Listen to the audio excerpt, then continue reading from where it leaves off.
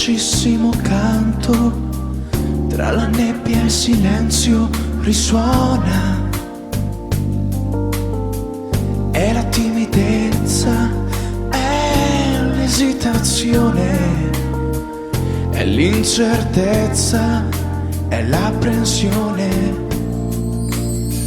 Prova a sentire al di là del mare, al di là del cielo, al di là dell'emozione. Vedrai, c'è un Olimpo anche per te, che non ti arrendi mai, sai quel che vuoi. Non è possibile arrivarci, però stai attento a non cadere giù.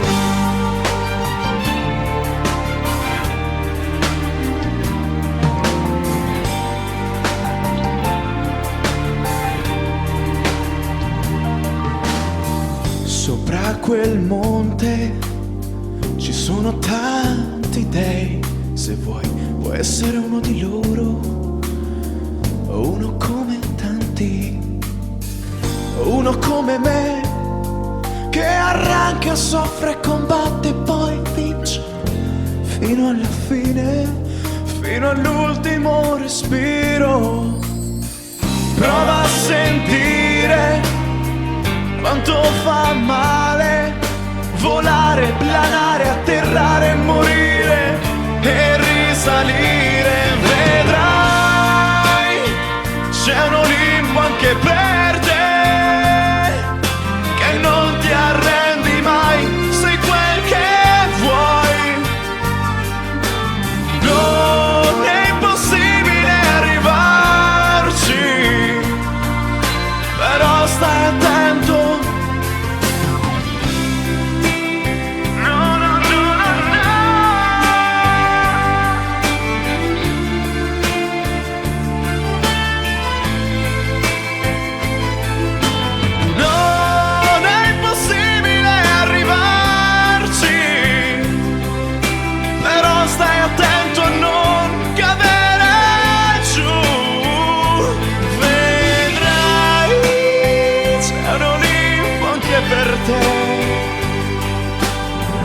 Che aspetti? Corri e raggiungi il tuo sogno.